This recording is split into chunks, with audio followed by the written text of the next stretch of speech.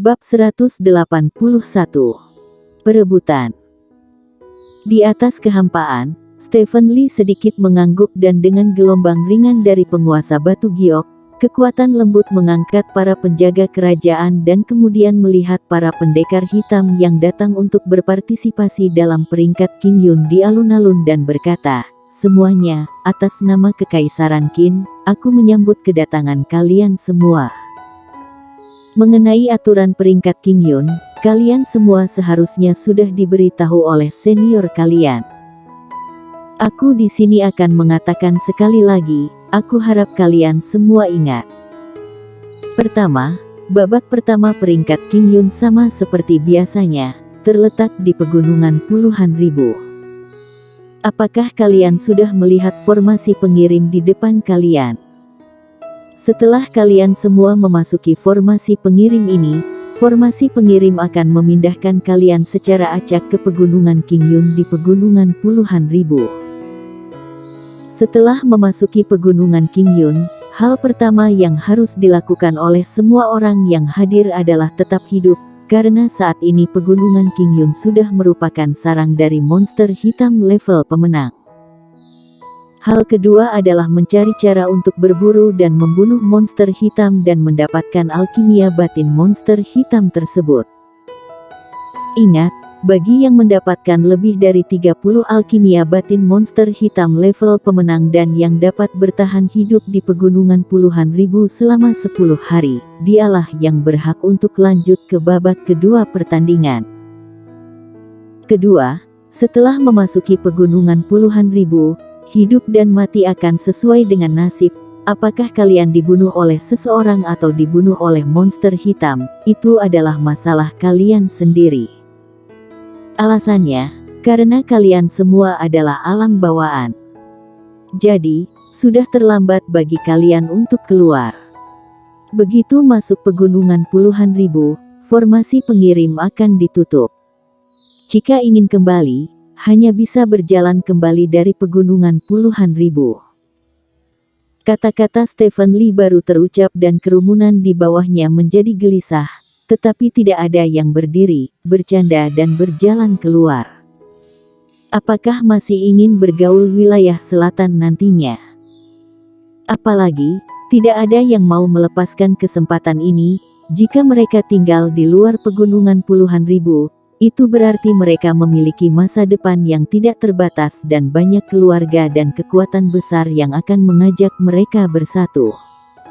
Lagi pula, jenis orang yang mengandalkan keberuntungan yang datang dari pegunungan puluhan ribu tampaknya tidak pernah ada.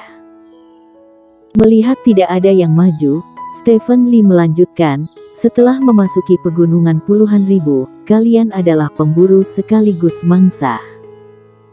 Apakah kalian akhirnya menjadi pemburu atau mangsa tergantung pada kekuatan kalian sendiri. Satu hal yang dapat kalian yakini adalah bahwa di pegunungan puluhan ribu, tidak akan pernah ada monster hitam di atas level pemenang dan pendekar hitam di atas alam bawaan. Setelah kata-kata itu dikeluarkan, Stephen Lee menutup matanya sedikit dan kekuatan spiritual yang besar memancar ke bumi, menutupi orang-orang di bawah tanah. Meskipun semua orang diselimuti oleh kekuatan mental Stephen Lee, tidak ada yang aneh, tidak hanya itu, tetapi juga sedikit nyaman. Setelah beberapa lama, Stephen Lee membuka matanya tiba-tiba, di matanya, cahaya dingin melintas, penguasa Batu Giok melambai dengan ringan, puluhan energi putih keluar dari atas penguasa Batu Giok. Lonjakan. Di antara kerumunan di bawah, sebuah lubang darah tiba-tiba muncul di tengah alis lebih dari puluhan orang. Mata orang-orang ini terbuka lebar, mata mereka penuh kejutan dan kebingungan dan mereka mati tanpa tahu kebenarannya. Tepat ketika warrior yang bingung, Lesti Qin di samping berkata, setiap peringkat King Yun, akan ada banyak alam pemenang dan bahkan alam spiritual bercampur aduk dan ingin berbuat sesuatu terhadap pendekar hitam yang ikut dalam peringkat King Yun di pegunungan puluhan ribu itu, pasti banyak harta di tubuhnya. Tidak hanya itu, Tapi juga masih ada alkimia batin monster hitam dan kali ini di pegunungan Qingyun telah berkumpul banyak monster hitam level pemenang. Mereka begitu bodoh. Mereka kira bisa bersembunyi dari alam bangsawan yang kuat. Tanya warrior yang. Di dunia ini, selalu ada banyak orang yang memiliki harapan kebetulan. Fudo Murong berkata pelan. Warrior yang menggelengkan kepalanya dan tidak mengatakan apa-apa, karena apa yang dikatakan Fudo Murong sangat masuk akal. Dalam menghadapi keuntungan dan godaan, selalu ada banyak orang yang mengharapkan keberuntungan. Setelah memecahkan masalah dari puluhan orang, Stephen Lee memandang orang-orang di bawah dan berkata, peringkat Qingyun dimulai. Meski Stephen Lee sudah mengatakan awalnya, tak seorang pun di lapangan berjalan menuju formasi pengirim. Hampir semua pendekar hitam memandang murid 6 kekuatan besar yang berdiri di garis depan. Ini adalah aturan, hanya murid dari 6 kekuatan besar yang masuk terlebih dahulu dan anak-anak dari keluarga aristokrat dan pelatihan tanpa partai lainnya dapat masuk, jika tidak, mereka tidak akan pernah bisa keluar lagi. Ini di wilayah selatan, tidak ada pelatihan tanpa partai atau keluarga aristokrat yang berani untuk tidak menghormati 6 kekuatan besar. Pada saat ini suasana agak hening, karena para murid 6 kekuatan besar tidak bergerak, mengira bahwa pertama kali mereka memasuki formasi pengirim, entah itu Partai Yuan atau Akademi Kerajaan Kekaisaran Qin. Saat ini Partai Yuan dan Akademi Kerajaan sangat tidak normal dan tidak bersaing satu sama lain. Adapun 3 sekte 2 istana, Partai Yuan dan Akademi Kerajaan akan bertarung setelah mereka masuk. Setelah beberapa saat, seorang pemuda berjubah kuning tiba-tiba berjalan keluar dari Akademi Kerajaan. Pemuda berjubah kuning itu perlahan berjalan menuju formasi pengirim. Pada saat yang sama, beberapa orang di belakang pemuda berjubah kuning juga mengikuti. Melihat pemuda berjubah kuning berjalan menuju formasi pengirim, Yendi Yuan sebagai pemimpin di Partai Yuan memancarkan cahaya dingin, mengatakan, Joshua Qin, kamu benar-benar ingin menjadi yang pertama masuk ke formasi pengirim ini. Mendengar itu, pemuda berjubah kuning itu berhenti, memandang ke arah Yendi Yuan dan berbisik, Yendi Yuan, kamu tidak berhak menghentikanku.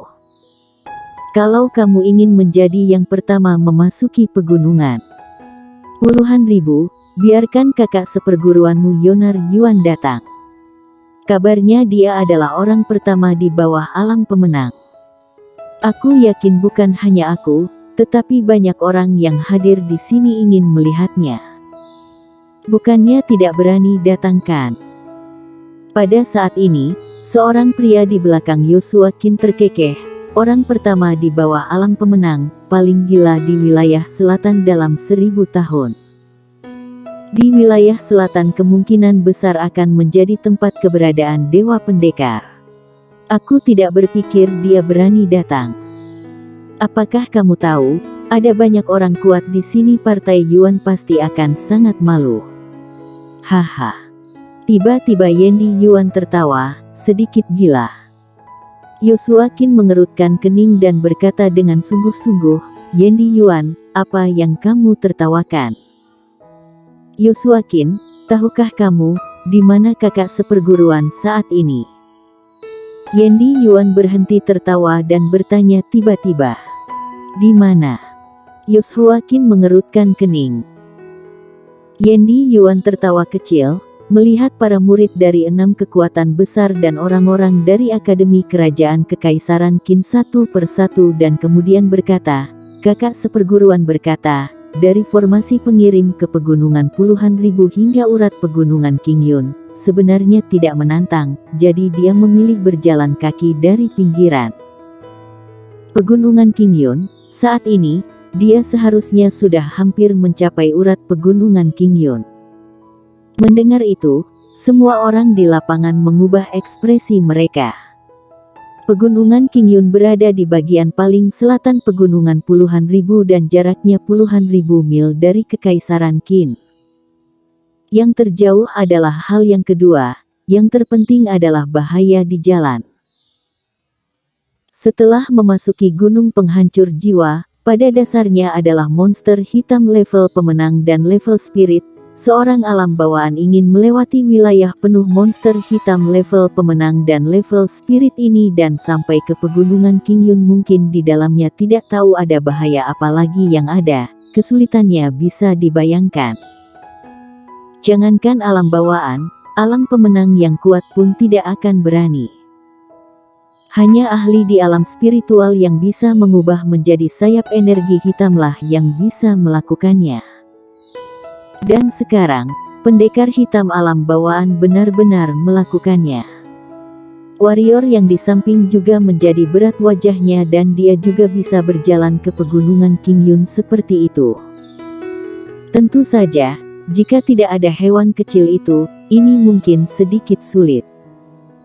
Dia secara alami tidak takut dengan monster hitam level pemenang. Tapi monster hitam level spirit bukanlah sesuatu yang bisa dia lawan sekarang.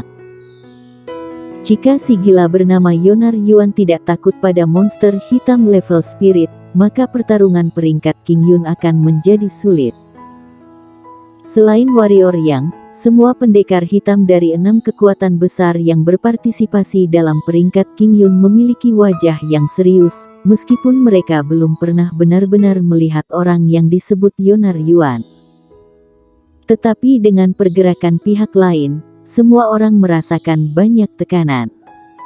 Dengan orang seperti ini, apakah ada kesempatan bagi mereka untuk bersinar kali ini di peringkat Qingyun? Yoshua Qin menarik napas dalam-dalam, melirik Yendi Yuan, lalu masuk ke formasi pengirim bersama beberapa orang dari Akademi Kerajaan. Melihat Kekaisaran Qin memasuki formasi pengirim, Yendi Yuan tersenyum, lalu masuk ke formasi pengirim dengan 2 orang di belakangnya. Setelah Partai Yuan dan Kekaisaran Qin Akademi Kerajaan memasuki formasi pengirim, semua orang melihat ke Istana Bunga dan Istana Salju. Ada kontradiksi antara Istana Bunga dan Istana Salju. Hal ini diketahui semua orang. Jadi pertanyaannya, mana dari 2 sekte ini yang akan masuk ke formasi pengirim lebih dulu adalah pertanyaan besar. Lagi pula, ini terkait dengan harga diri keduanya. Melihat orang-orang itu tidak bergerak, Sura dari sekte hantu dengan dingin mendengus dan melangkah maju. Tiba-tiba, Junaedi di sampingnya meraihnya dan menggelengkan kepalanya. Sura mengerutkan kening, matanya sedikit tidak senang, tetapi dia mundur. Melihat mundurnya Sura, mata orang-orang di Istana Bunga dan Istana Salju teralihkan dari Sura. Walaupun Istana Bunga dan Istana Salju sedikit lebih buruk dari Partai Yuan dan Kekaisaran Qin, namun tidak sebanding dengan sekte hantu saat ini. Jika sekte hantu tidak paham kondisi, maka mereka tidak keberatan memberi pelajaran bagi orang-orang dari sekte hantu. Bersambung.